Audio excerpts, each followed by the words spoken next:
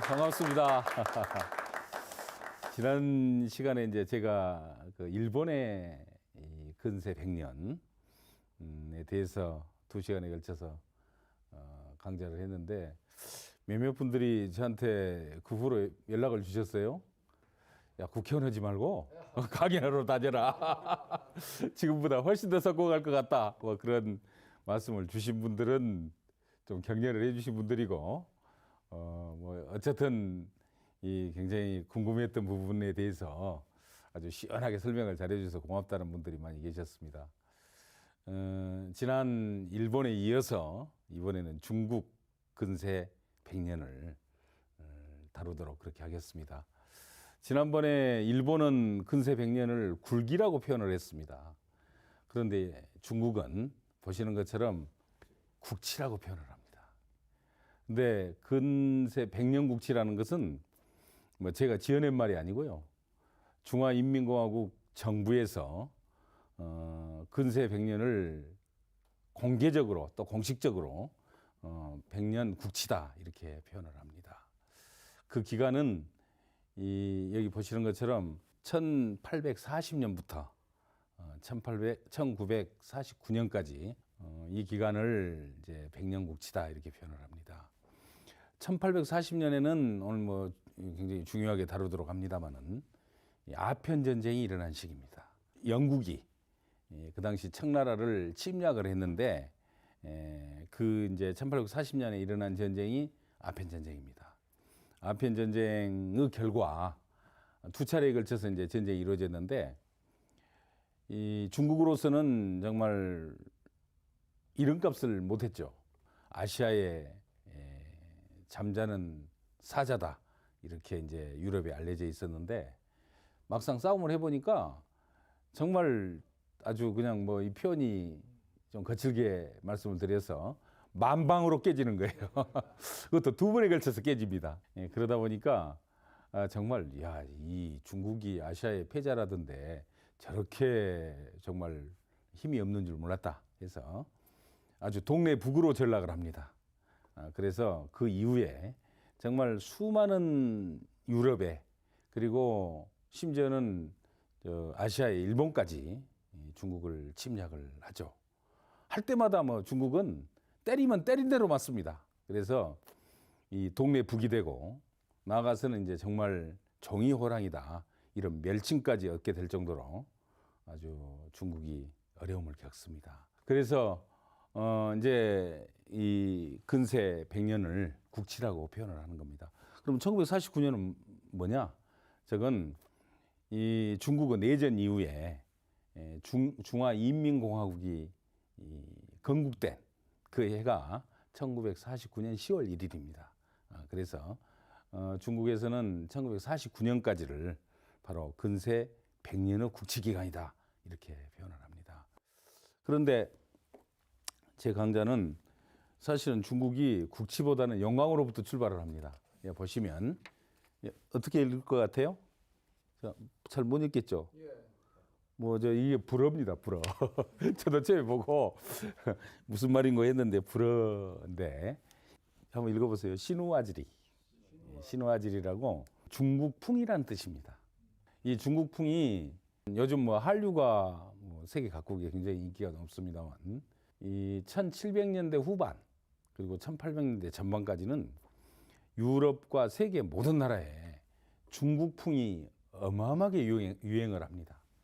그래서 어디를 가든지 중국풍의 뭐 여러 가지 도자기나 옷 디자인, 심지어 그림 뭐 이런 것까지 아주 유럽을 휩쓰는 그런 영광의 시대가 사실은 중국에 있었고 그 영광의 시대가 사실은 그 후로 많이 이제 변질이 되면서 근세 중국의 국치 100년으로 이어지는 또 그러한 부담이 되기도 한다 이런 말씀을 드리겠습니다. 보시면 얼마나 아름답습니까? 18세기 그러니까 1700년대 중반 이후에 유럽 각국을 휩쓸던 청화백자입니다.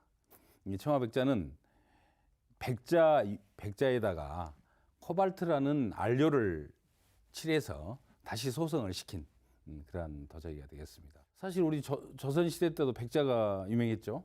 뭐 고려 청자, 조선 백자 그렇습니다만 우리 조선에서 청화 백자는 상당히 후기 조선에 유행을 했던 그런 양식이 되겠습니다. 사실 중국에서는 저게 송나라 시대부터 송대부터 송나라 그다음에 명나라 또 청나라에 이어지도록 계속해서 이 청화 백자가 주류를 이루는 이 도자기의 양식이었습니다.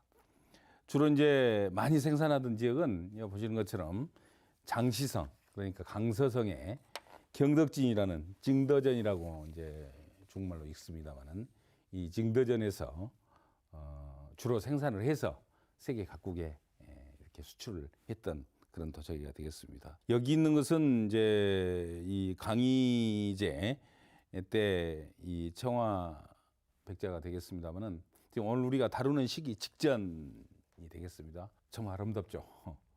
이 중국의 국보 도자기입니다. 그래서 이 청화 백자가 이제 유럽으로 수출이 되면서 유럽의 귀족들은 누구나 청화 백자를 적어도 한 점 이상은 가지고 있어야 돼요. 그래서 청화 백자를 가지고 있느냐 그렇지 못하느냐가 유럽 사람들의 신분의 척도가 됩니다. 그래서 누구나 반드시 가져야 되는 그런 생활의 필수품이 되기도 하고 사회적 신분을 과시하는 그러한 대상으로 이렇게 자리를 잡습니다. 얼마나 이게 비싼지 거의 도자기 하나가 뭐 그 당시에 유럽의 아주 고급 주택 한 채 값이었다고 그래요. 그래서 돈이 많은 분들은 이 유럽의 귀족들은 도자기를 누구한테 이제 자랑을 해야 되잖아요. 그래서 저걸 그냥 그대로 세워놓으면 뭐 넘어져서 깨질 염려도 있고 또 도난의 우려도 크고 그러니까 벽에 아예 고정을 시킵니다. 저렇게 벽 안에 딱 해서 고정을 시켜서 뭐 함부로 떼가지도 못하도록 하고 그 대신에 누구든지 자기 집만 방문하면 다 저걸 보고 야, 이 사람이 이렇게 많이 가지고 있으면 이거 지금 집이 몇 채 값이겠습니까? 아주 거의 뭐 아파트 한 채 값이겠죠. 아파트 한 동값 이런 정도의 이 귀한 도자기를 유럽에 수출을 했던 거죠, 중국이. 그런데 이러한 신화지리가 도자기만 가지고 이제 유행이 된 게 아니고 유럽의 생활 곳곳에 다 파고 들어갑니다. 여기는 이제 프랑스와 부세라는 작가가 그린 중국풍 정원이라는 1742년 작품입니다만 신화지리가 회화에도 미치고 있었던 영향을 단적으로 보여주는 것입니다. 한번 보세요. 사람은 유럽 사람이죠. 여성은 유럽인데 거기에 있는 우산이나 건물 구조 뭐 이런 또 옆에 있는 입고 있는 패션 이건 또 완전히 중국풍입니다. 그래서 이런 정도로 거의 유럽 사회에 신화지리가 생활 속에 뿌리를 내리고 또 유행을 했다는 것을 보여주는 그런 역사적인 자료가 되겠습니다. 이제 그러다 보니까 정말 금보다 도자기가 더 귀해요. 그래서 유럽에서 각국들이 야, 우리도 도자기를 좀 만들어보자 직접 이런 시도를 하게 됩니다. 대표적으로 이제 독일에 있는 작센 공국이라는 이제 공국이니까 아주 적은 나라처럼 생각을 하지만 그렇지는 않습니다. 이 작센 공국이 지금도 이제 이쪽 작센주로 과거에 이제 동독의 영토 내에 폴란드하고 국경에 있습니다.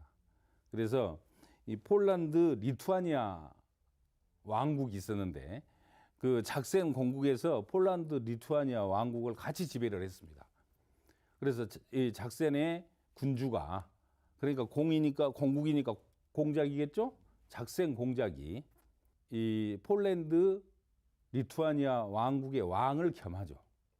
그러니까 굉장히 큰 나라였습니다. 근데 그 당시 독일은 통일이 되지 못하고 여러 공국, 백국 또 왕국들이 같이 이제 분산돼서 이제 그 전체 독일을 구성하고 있었는데 잘 아시는 것처럼 가장 큰 나라는 프로이센이었죠. 그래서 우리가 비스마르크 프로이센의 그 차별 재상으로 지금도 기억을 하지 않습니까? 그런 것처럼 이 프로이센이 가장 강국이었고 그 못지않게 아주 힘이 셌던 나라가 이제 작센입니다. 근데 작센은 제후 중에서도 선제후라 그래서 전체 독일의 황제를 돌아가면서 선출을 하는 그 대상 중에 하나였습니다. 그래서 자기가 이제 황제가 되면 소위 신성 로마 제국의 황제다 이렇게 선언을 하고 같이 독일 전체에 세력을 미치면서 또 자기의 공화국이나 또 왕국을 다스리기도 하고 뭐 그렇게 했던 곳이 이제 독일의 그때 상황이었습니다.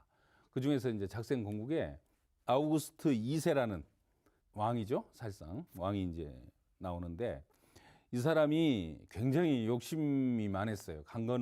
강건 왕이라고 이제 역사에 알려져 있습니다만 이 주변 국가하고 전쟁도 자주 하고 침략도 하기도 하고 또 그런가 하면 굉장히 자기 과시욕이 아주 대단하셔서 그 당시에 이제 도자기가 이제 가장 아까 부척도고 사회적 뭐 신분의 상징이었다고 그랬지 않습니까? 그러다 보니까 이 사람이 도자기 수집에 아주 맹렬한 관심을 갖습니다. 그래서 많은 도자기들을 수집을 해서 무려 3만 5천 점을 도자기를 끌어모았다고 그래요. 그러니까 얼마나 많은 규모입니까? 지금도 독일의 드레스덴에 가면 이 도자기 박물관이 있습니다. 이제 그곳에 있는 곳 중에 마이센이라는 곳에서 고령토가 발견이 됩니다. 그래서 그 고령토를 이용해서 이제 도자기를 생산을 하는 거죠. 그때 베트거라는 연금술사, 그 당시에 유럽에 이제 연금술이라는 게 있었어요. 뭐냐면 돌을 갖다 금으로 만드는 그런 화학적 변화를 통해서 그런 기술이 굉장히 유행을 했었는데 이 베트거는 바로 연금술사입니다. 그 중에서도 아주 실력이 아주 탁월한 연금술사였다고 그래요. 사실은 지금 생각해보면 불가능한 일 아닙니까? 어떻게 돌로 금을 만듭니까? 근데 그렇게 만들었다고 합니다. 만들려고 시도를 했어요.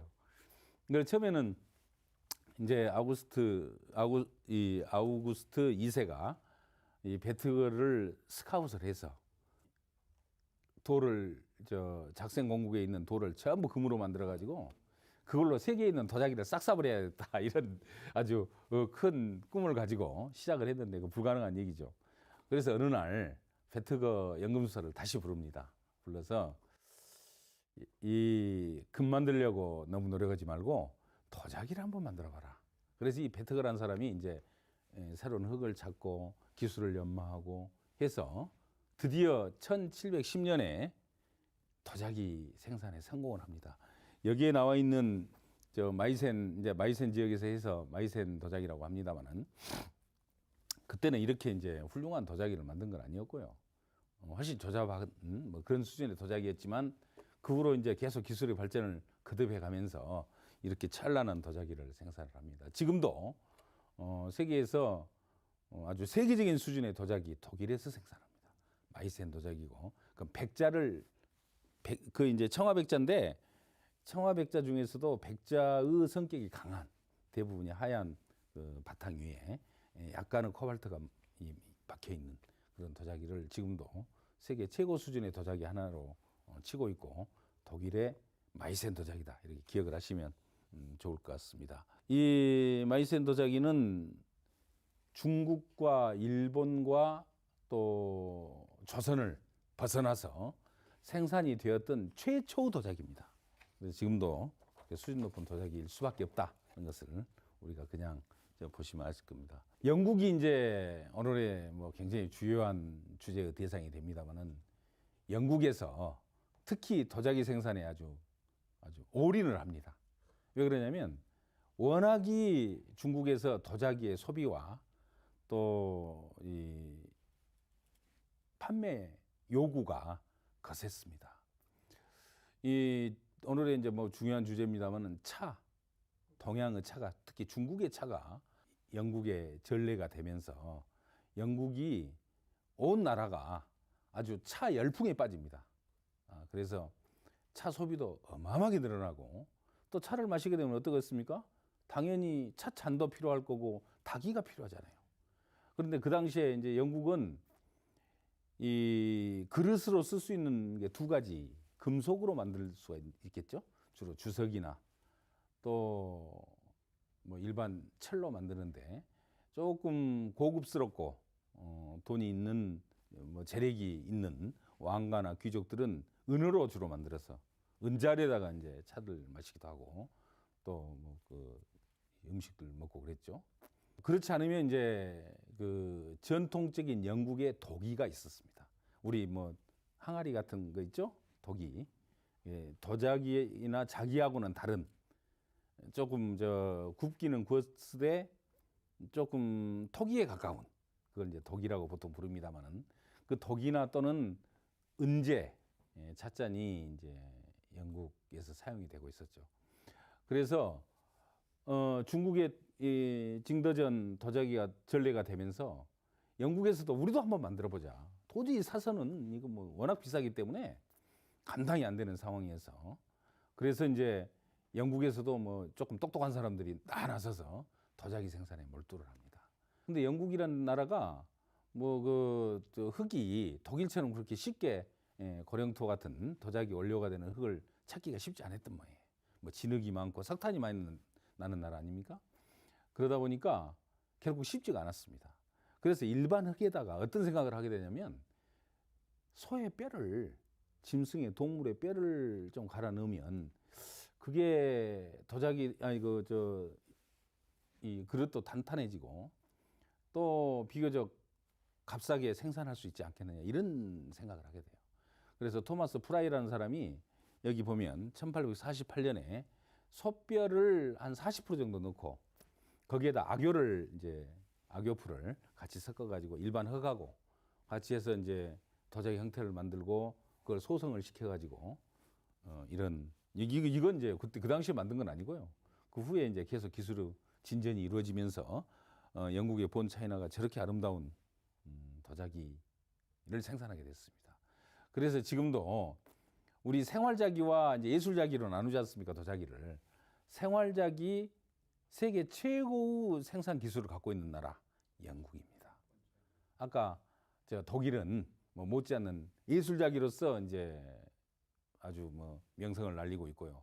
생활자기로는 단연 영국의 자기가 최고 수준을 보여주고 있습니다.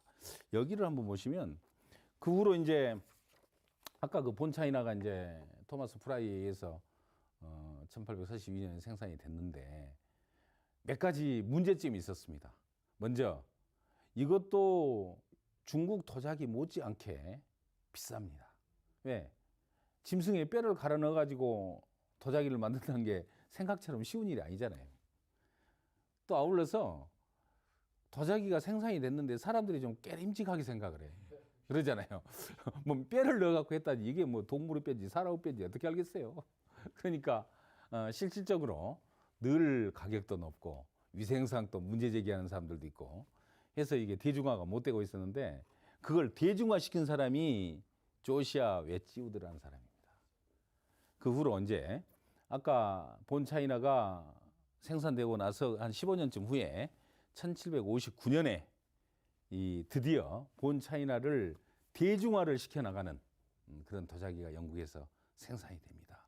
바로 그 사람이 이제 조지 웨지우드. 지금도 웨지우드는 세계 최고의 도자기 생활자기 생산 회사죠. 우리 대한민국에도 뭐 행남사나 한국 도자기 뭐 이런 회사가 있습니다만 영국의 최고 회사 가장 규모도 크고 또 역사도 깊은 그런 도자기 회사는 여기 보시는 웨지우드입니다. 그래서 본 차이나를 이제 대중화를 시켜나가고 그렇게 했는데 뭐 그 당시에 뭐 영국의 거의 모든 가구에서 웨지우드 도자기를 구입을 해서 차를 마시고 음식을 먹고 했던 그렇게 활용을 했던 생활자기가 되겠습니다. 얼마나 돈을 많이 벌었겠습니까? 어마어마하게 벌었겠죠. 지금까지 그 기업이 지난 2009년도에 뭐 또 주인도 바뀌고 그랬다는 걸 제가 보도에 통해서 봤는데 지금까지 웨지우드 회사가 전속이 될 만큼 그런 대형 도자기 회사가 되겠습니다. 참고로 아까 그 웨지우드 창업자인 조시아 웨지우드의 외손자가 우리가 잘 아는 이제 진화론을 누구죠?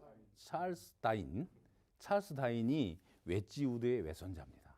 그래서 웨지우드가 돈이 많으니까 그 재산을 통해서 그걸 가지고 진화론 연구를 하고 그러니까 우리 모두가 다 과학적 혜택을 웨지우드를 통해서 받고 있다 이렇게 말씀을 드려도 될 만큼 그런 일화를 또 같이 가지고 있는 것이 되겠습니다. 자, 영국에서 뭐 잠깐 설명을 드렸습니다만 도자기 또 차 뭐 이런 것들은 그러니까 전부 다 중국이 원산지죠. 그것은 정말 부의 상징이었고 사회적 신분의 척도가 되는 겁니다. 그 당시에 영국이 얼마나 많은 차를 마셨냐면 우리가 지금도 가끔 뭐 어디 가서 저 차 마시고 그럴 때 애프터눈 티라는 게 있습니다. 애프터눈 티. 그 뭐냐면 영국의 각 가정에서 뭐 귀족들이나 또 여성 매덤들이 오후가 되면 좀 배도 철철하고 좀 그렇잖아요. 시간도 좀 여유가 있고 그러면 어딘가에 모여서 같이 차도 한 잔 마시고 간단한 간식도 먹고 그러한 게 영국에서 생활 방식의 하나예요. 그래서 애프터눈 티라는 게 지금까지 이어지는 영국인의 생활 방식 중에 하나로 자리를 잡고 있습니다. 그게 바로 영국의 차에 이제 중국의 차를 중국의 청화백자 도자기에 또 경우에 따라서는 영국의 웨지우드 찻잔에 같이 소비를 하는 그러한 모습들이 귀족들 또 영국의 지배층들의 일반적인 생활 모습이었다. 이렇게 말씀을 드릴 수가 있습니다.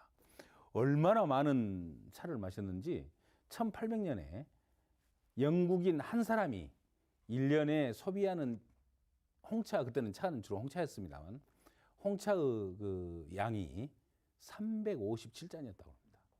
그러니까 영국 국민 모두가 그 당시 영국 국민은 정확히 2,600만 명 정도 된 것으로 기억을 하고 집계가 되고 있습니다.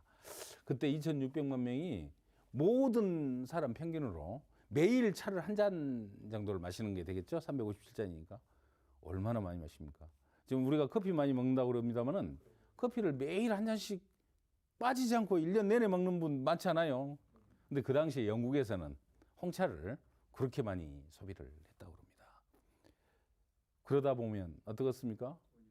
그 많은 차를 중국에서 수입을 하면 얼마나 많은 재정 부담이 되겠습니까? 그 뭐 그저 뭐 중국이 차 주는 게 아니잖아요. 그런데 중국이 그냥 차를 주는 게 아니고 또 심통을 좀 부립니다. 여기 보시는 것처럼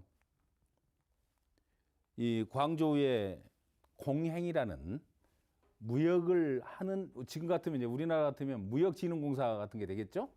그런 무역공사에 공행이라는 기관이 있었는데 공행을 통해서만 중국의 차를 사갈 수가 있고 공행을 통해서만 중국의 도자기를 영국이 수입해 갈 수가 있는 거예요. 그러니까 공급량이 제한이 되면 어떻게 됩니까? 가격이 올라가죠. 그래서 영국에서는 중국산 도자기 하나를 사면 집 한 채 값이 날아가고 차 한 잔을 마시면 하루 종일 한 가족이 차 한 잔을 마시면 거의 뭐 그게 자기 하루 일당이 되는 그런 정도의 국민들이 부담을 하게 됩니다. 그렇지만 생활 속에 워낙 강하게 뿌리를 내리고 있기 때문에 계속 수입해야 돼요. 그래서 그 당시에는 이제 기축통화라는 게 지난번 일본 시간에도 말씀드렸습니다만 은이었잖아요. 그러니까 영국의 은이 어마어마한 양이 중국으로 이제 들어가게 되는 거죠. 그래서 도저히 안 되겠다 싶어서 그 당시에 이제 영국에서 중국에 직접 요구를 하게 됩니다. 중국의 황제에게 찾아가서 자, 이렇게 지나칠 정도로 우리가 무역 적자가 나고 있는데 영국이 좀 이 수출량을 중국에서 좀 늘려달라. 그래서 많은 양을 누구나 쉽게 차나 도자기를 사갈 수 있도록 좀 해달라고. 그렇게 해서 영국의 귀족 중에 하나인 조지 맥카트니 경이라는 분이 백작인데 이 사람이 1792년 이 8월에 영국을 출발해서 이제 중국을 향해서 갑니다. 근데 인도양으로 태평양으로 이제 가서 보니까 그 다음에 1783년 5월 달에 마카오에 이제 도착을 해요.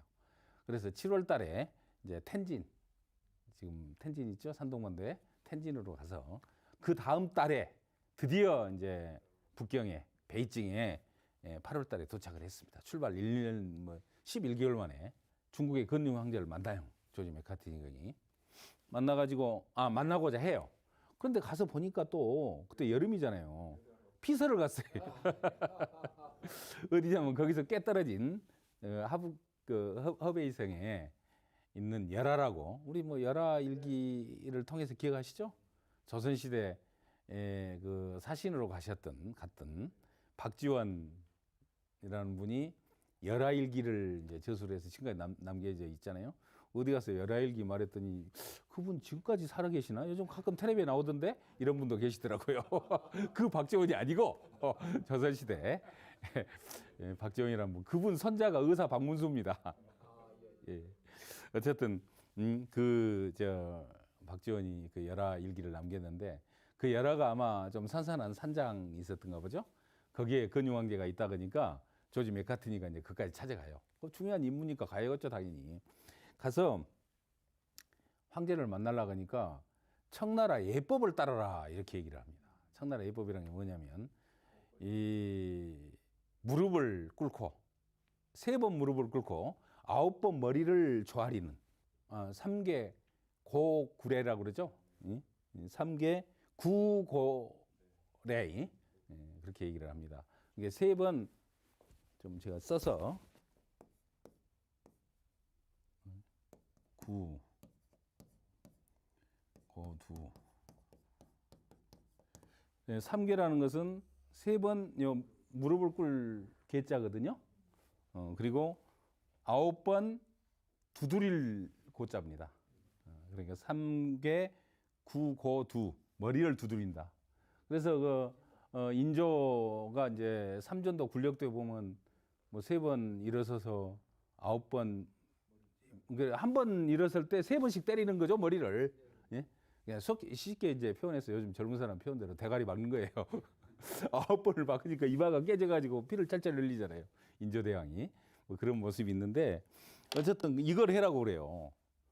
그러니까 그래도 조지 맥카트니 의경이 영국의 귀족인데 나는 건융제 그러니까 청나라 황제의 부하가 아니요. 나는 영국 왕의 부하입니다. 그러면서 거부를 합니다. 그럼 안 만나주겠다. 그러니까 이제 서로 티격태격 하다가 합의를 봐요. 어떤 합의를 보냐.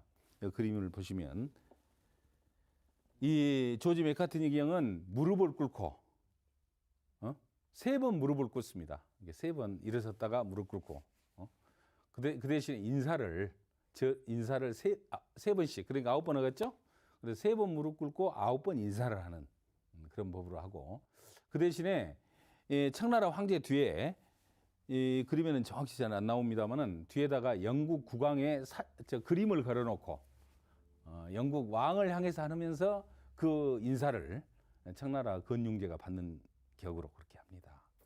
그렇게 해서 이제 만나주고 국서를 전달을 합니다. 이제 영국 왕의 국서를 건융제한테 전달을 했는데 그 내용이 뭐였냐면 청나라의 조그마한 섬 하나를 아예 무역항으로 개방을 해서 그걸 영국한테 할량을 해주면 영국이 관리를 하면서 거기다 무역항을 꾸미겠다. 그러니까 일본의 나가사키를 그렇게 했었다고 그랬죠? 지난번 일본 얘기하면서 그러한 식으로 섬을 하나 주시면 우리가 잘 관리를 해서 무역도 확대해서 중국도 돈을 벌고 또 영국 국민들도 싼 비용을 지불하고 도자기를 소비하고 차를 마실 수 있도록 해달라. 뭐 그런 비교적 건전한 내용의 국서를 전달하죠. 그런데 이제 그걸 보고 아주 뭐 건융제가 그냥 노발대발합니다. 왜 그러냐면 중국이란 나라가 중국의 땅을 다른 이 나라에 한량을 그러니까 넘겨줘 본 적이 한 번도 없었답니다. 그 전까지는 침략을 당해갖고 뺏길지는 몰라도 그러나 땅을 자기에 의해서 넘겨주고 그러지를 않았는데 최초로 그 주장을 한 거죠. 영국 조지 맥카트니가. 그래서 건융제가 택도 없는 소리 말아라. 그래서 이제 거절을 합니다. 그래서 실패하죠. 그리고 그런 정도가 아니고 앞으로는 그런 생각을 갖고 있는 너희들 아무리 와도 절대 안 만나준다. 이렇게 이제 선언을 해요. 그러면 어쩌겠습니까? 영국 입장에서는 열이 받칠 대로 받치겠죠? 그 받치는 상황을 또 보도록 그렇게 하겠습니다. 우선 지우고요. 그래서 이제 그 후로 아까 1792년 이후에 또 1815년이니까 한 17년 후네요. 17년 후에 에머스트 사절단이라는 이제 에머스트 경이 또 이제 중국을 찾아옵니다. 똑같은 이유예요. 야, 지난번에 가서 그렇게 물파까지 꿇고 사정했는데 말이지 안 들어주면 어떻게 하냐, 좀 해주라 해서 이제 다시 온 거죠. 왔는데 이번에는 이제 들어가지도 못해요. 아까 말했잖아요. 건용제가 다시는 너희들 와도 안 만나준다 했기 때문에 안 만나줍니다. 그래서 돌아갔어요. 그 다음에 이제 또 한 20여 년 후에 무역 감독관이었던 네이피어라는 사람이 또 옵니다. 근데 이제 들어오지도 못하게 합니다. 뭐 베이징에 가는 정도는 뭐 둘째 치고 아예 입항 자체를 거부를 하니까 거기서 이제 서로 뭐 무력 충돌이 좀 생기는 그런 상황까지 가게 됩니다. 그러다 보니까 이제 영국은 계속해서 공행무역을 통해서 값비싼 중국산 차와 도자기를 사가야 되고, 또 그런 상황이 이제 계속되면서 영국 내에 어떤 방법이든지 무역 적자를 좀 개선할 수 있는 대책을 세워라, 그런 요구가 아주 빗발을 치게 되죠. 그래서 결국은 이제 초강수의 대책을 세울 수밖에 없게 됩니다. 그 당시 이제 청나라가 어느 정도의 나라 규모를 갖고 있었냐면, 한번 보세요. 깜짝 놀랄 정도예요. 인구가 4억 명이었습니다. 지금 얼마입니까? 14억이죠?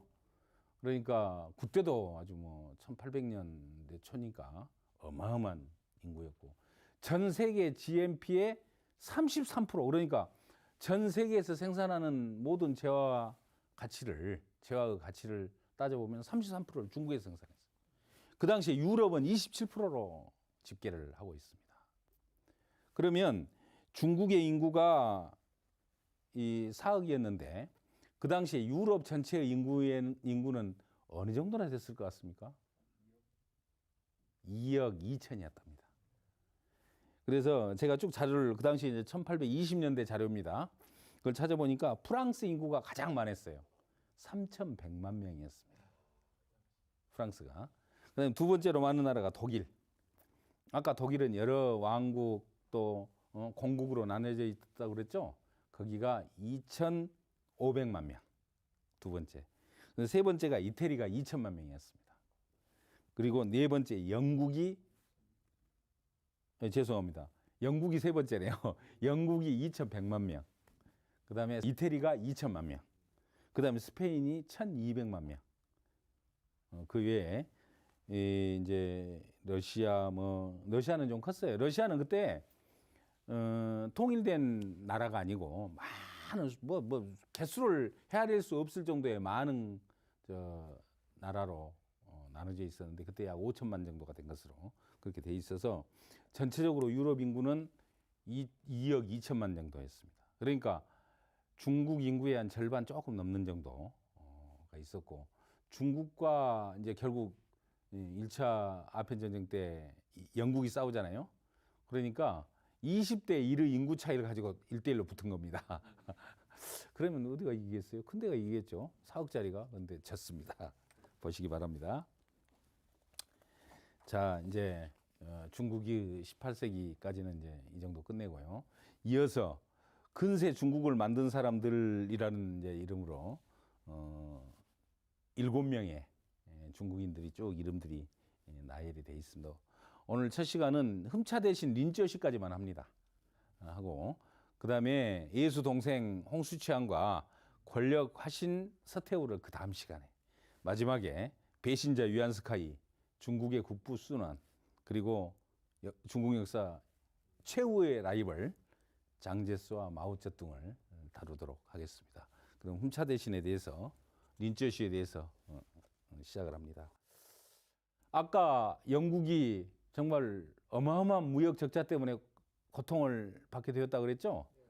그래서 영국에서는 이제 여러 가지 방안을 연구를 하다가 기가 막힌 묘수를 생각해냅니다. 그게 이 인도가 이제 영국의 산하예요. 영국의 식민지였어요. 영국은 왕이죠. 그런데 영국을 제국이라고 말하잖아요. 제국이란 건 이제 뭡니까? 엠페러. 그러니까 황제가 지배하는 나라, 황제가 다스리는 나라를 제국이라 그러잖아요. 근데 왜 대영 제국이라고 부르는지 잘 모르실 겁니다. 그것은 영국의 왕과 인도 제국의 황제를 겸하고 있는 거죠. 그래서 대영 제국이라고 말하는 것은 인도 제국을 지배를 하기 때문에 그렇게 표현을 합니다. 그냥 영국은 그레이트 브리튼이잖아요. 정식 명칭이. 그래서 그냥 그 대영국입니다. 쉽게 말하면. 그러나 제국이 됐던 이유는 인도를 지배하기 때문에 그랬다. 상식적으로 알아두시면 좋을 것 같습니다. 어쨌든 인도에 뭐 저 수많은 사람들한테 영국산 그때 산업혁명으로 생산한 맨체스터에서 주로 생산을 했습니다만 면직물을 이제 수출을 해요. 그 대신에 면직물을 하게 되면 이제 어떻습니까? 보통 은으로 받잖아요. 은으로 받던데 인도에 은은 별로 없었어요.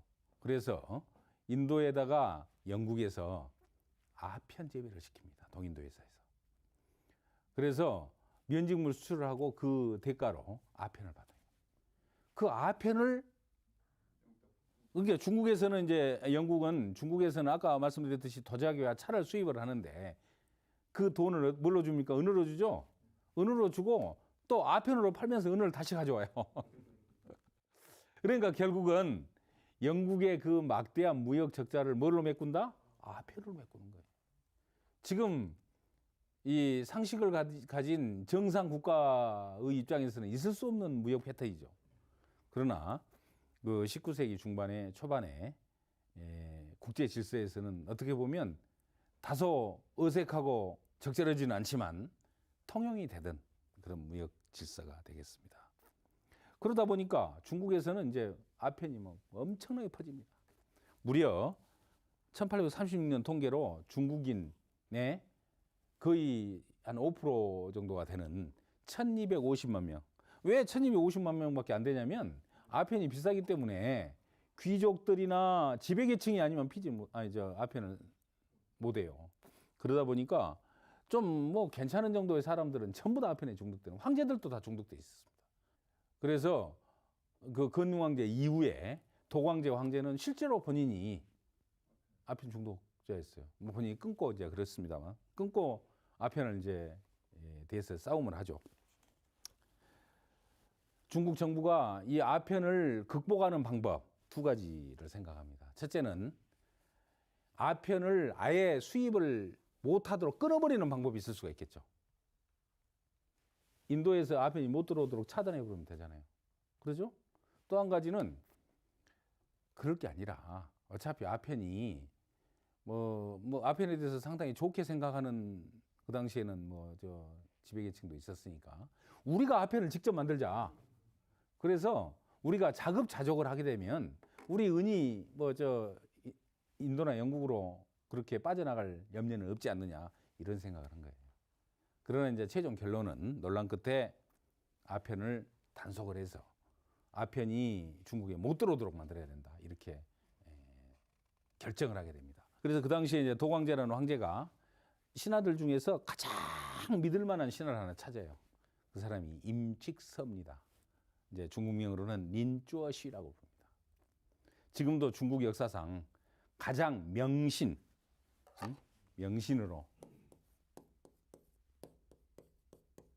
명신의 상징이죠. 명신의 상징. 최고 신하.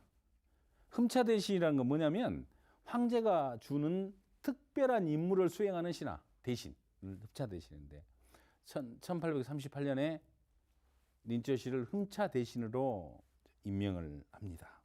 그래서 이제 린쩌시가 주로 아까 공행이 어디가 있었다고 그랬습니까? 광주에 있었죠. 광주 지금. 광주에 이제 파견이 돼서 옵니다. 와서 이 린쩌시가 이제 이 아편을 수입을 못하게 하려면 여러 가지 방법이 있어요. 그래서 아까 얘기했듯이 이제 그 중에서도 과감하게 차단을 하고 아편 무역을 금지를 해야 되겠다고 결정을 해요. 그래서 모든 이제 공행에 있는 상인들, 중국 상인들, 영국 상인들에게 선포를 합니다. 지금부터 아편 끝. 절대 들어오면 안 돼. 들어오면 처벌하고 목을 베겠다. 이렇게 선언을 해요. 그러니까 영국 그 상인들이 처음에는 뭐 맨날 저런 사람들 한둘이었나 뭐 전에도 와갖고 다 저러고 했지만 다 팔아먹었는데 뭐 이렇게 생각을 해요. 그러면서 어떤 생각을 하냐. 야, 이럴 때 필요한 것 있지. 뇌물을 갖다 줍니다. 근데 린쩌시가 뇌물이 통했으면 뭐 이런 역사에 안 나오겠죠. 린쩌시가 이런 지하에 거절을 하고 뇌물 갖고 온 사람을 도리어 처벌합니다. 그러니까 두 번째는 이제 영국의 그 아편 상인들이 어떤 이제 생각을 하냐면 아편의 양을 속여요. 그래서 아편 있는 거 내놔라 그러니까 한 1000상자 정도를 내놓습니다. 자발적으로. 그러니까 린처씨가 이 도저히 안 되겠구만. 단속을 직접 하겠다 그래서 이제 자 압수수색을 하는 거죠. 지금 같으면 수색을 싹 해서 무려 2만 상자를 압수를 합니다. 2만 상자는 어마어마한 이제 양인데 2만 상자를 압수를 하고 또 60명의 그 아편 상인들을 체포를 해서 옥에 가둬요. 그래서 이제 그 광저우에 있는 강이 흐르는 강이 주강이라는 강입니다. 거기에 보면 삼각주로 호문진이라는 곳이 있어요. 그 호문진에다가 이 아편 2만 상자를 갖다 놓고 거기서 태워. 근데 아편을 태우면 어떻게 되겠어요? 온 이 광저우 시민들이 전부 다 아편 중독되잖아요. 그러면 안 되지 않습니까? 그래서 이제 연구를 해서 아편에다가 석회를 섞어요. 2만 상자에. 그리고 거기다가 소금을 치면 소금 바닷물 하면 되겠죠? 바닷물을 섞으면 그게 소성이 됩니다. 막 타죠. 그 대신에 냄새가 안 나는 모양이에요. 연기는 나지만. 그래서 호문진이 온통 아편 2만 상자를 태우니 얼마나 한 보름 동안 연기로 자욱했던 그런 해서 그것을 호문진의 소연이다. 태우는 연기다 해서 호문소연이라는 주제로 뭐 드라마나 영화나 이건 굉장히 많이 지금도 소재로 다루고 있는 그래서 이 호문소연을 설명을 드렸습니다. 근데요 린처씨라는 사람이 얼마나 용의주도한 사람인지 이걸 보시면 보세요. 그냥 아편을 압수를 했잖아요. 근데 그냥 뺏어온 게 아니고 한 상자를 이렇게 한 통을 가져오면 차를 그 당시에는 차가 뭐 금이나 마찬가지였죠. 굉장히 비싼 뭐 금 정도는 안 되더라도 못지않게 비싼 그런 이제 이 상품이었는데 차를 5건씩 보상을 해줬다고 합니다. 그러니까 전 세계에 마약 단속하면서 보상을 해준 최초 사례고 유일한 사례입니다.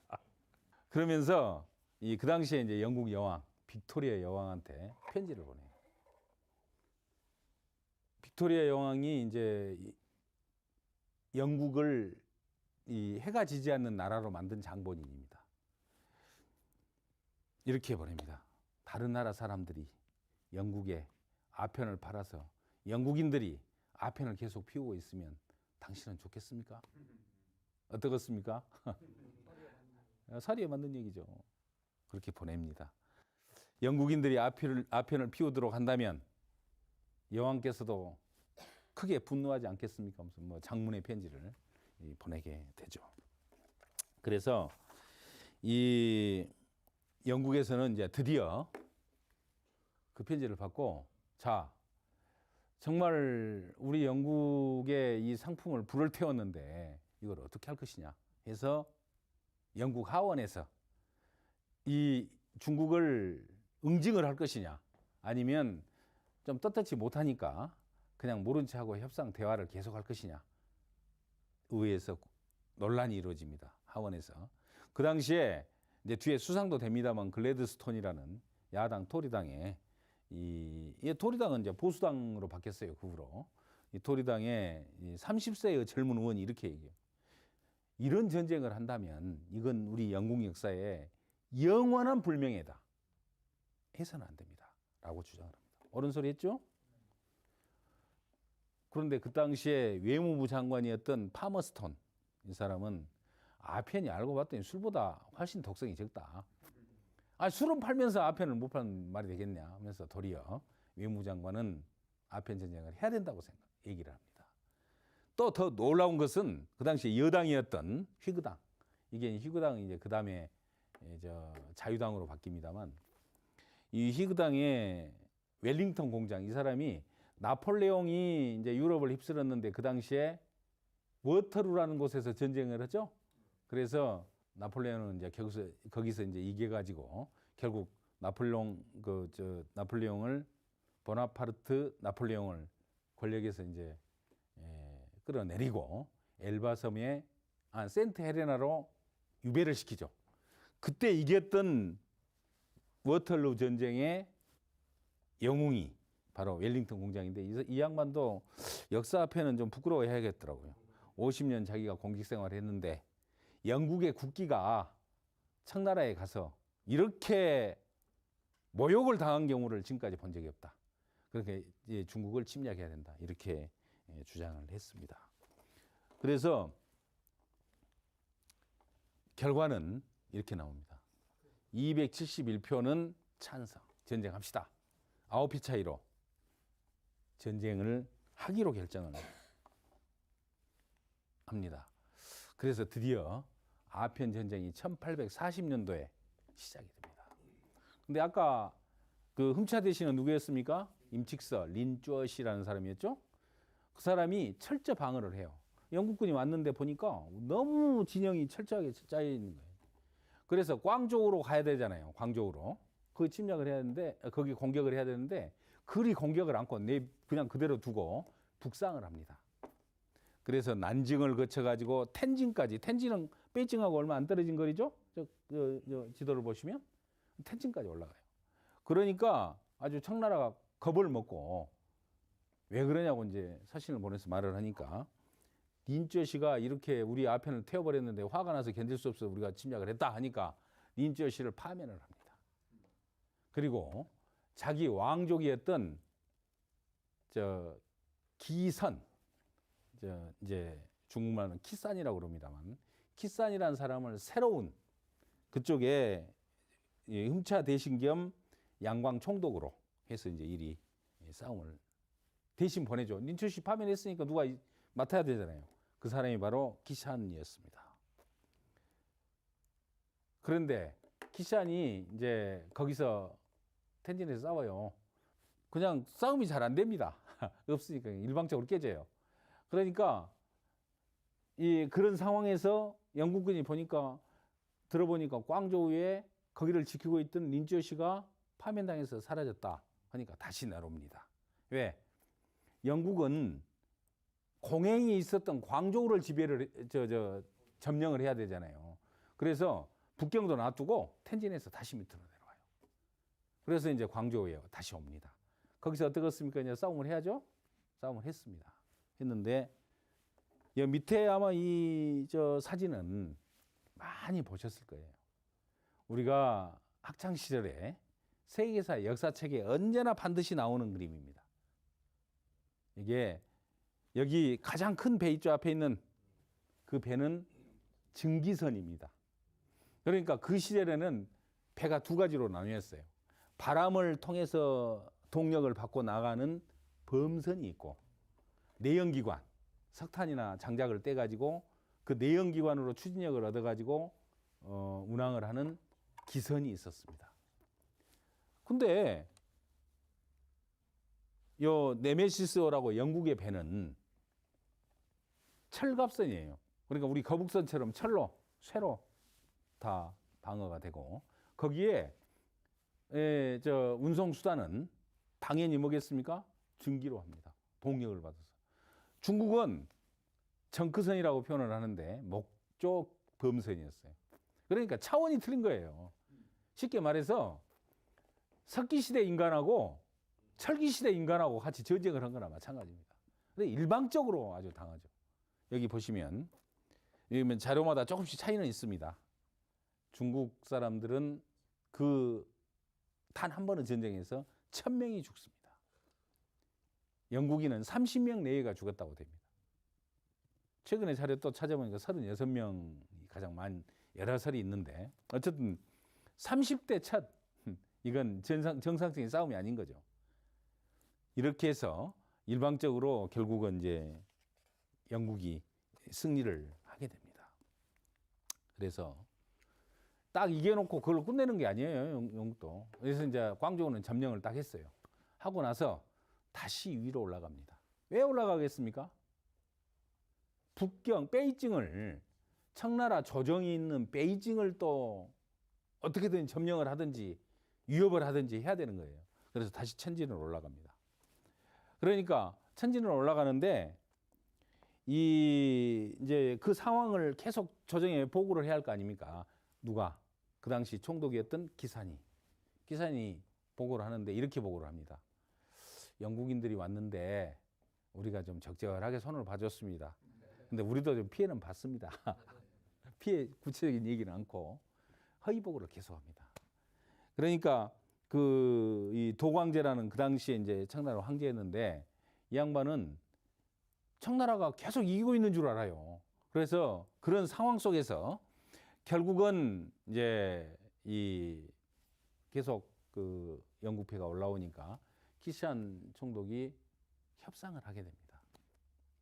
협상을 하는데 협상을 해서 영국을 이제 어떻게든지 뭐 협상을 통해서 저 침략하지 못하도록 해야 되겠죠? 어떻게 했냐? 배상하겠다.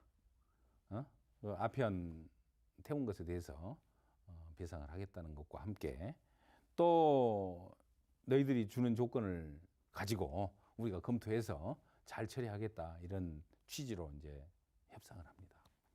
그래서 이렇게 협상을 했습니다라고 조정에 또 보고를 해요. 그러니까 황제가 여태 이긴다 그러더니 무슨 소리를 하고 있냐. 그 오랑캐들 여비 좀 두둑하게 줘서 보내라. 이렇게 또 지시를 하면서 협상 결과를 인정을 않습니다. 그럼 영국이 가만히 있겠습니까? 또다시 이제 말하자면 계속 공격을 하는 거예요. 그래서 상하이를 거쳐가지고 텐진 바로 아래에 있는 난징까지 점령을 합니다. 그때서 이제 사태를 정확히 알고 키시안을 그 기선을 또 파면을 시켜요. 그리고 기선이 갖고 있는 집안의 전 재산을 몰수를 합니다. 그리고 귀환까지 보냅니다. 그러니까 청나라가 맞아. 나라로서 기능을 그러니까 공식 정부로서 기능을 제대로 못하는 거죠. 그렇게 해서 다시 이제 정식으로 난징 조약을 체결을 해. 그 난징 조약이 이겁니다. 홍콩을 영국한테 99년 동안 한량 넘겨주겠다. 최초로 중국의 영토를 공식적으로 외국에 빼앗기는 그 사례가 바로 홍콩 사례입니다. 그다음 배상금은 은으로 말하자면 아까 2만 상자의 아편값 다 물어줄란다. 결국 그렇게 합니다. 그리고 광저우 외에도 4개 항을 더 개항하겠다. 광저우 바로 위에 있는 샤먼은 잘 아시죠? 바로 대만 맞은편에 있는 닝보 영파를 말합니다. 절강성에 있습니다. 푸저우, 그다음에 복주, 그다음에 상하이 이 5개 항을 개항을 하게 됩니다. 그 후로 린저 씨는 어떻게 좀 궁금하시죠? 죄송합니다. 다 목을 베놓고 결국은 린저 씨밖에 없다 하니까 다시 복귀를 시켜요. 그런데 부임하러 가다가 죽습니다. 응? 스트레스 받아서 돌아가신 것 같아요. 2차 아편전쟁이 또 일어납니다. 여기는 2강 때 여기서부터 시작을 하도록 하겠습니다. 우선 1강을 들어보시니까 어떻습니까? 중국 입장에서는 억울하기는 하지만 나라를 어떻게 지켜야 되는지 우리가 다시 한번 생각하는 그런 시간이 되었을 걸로 생각합니다. 고맙습니다.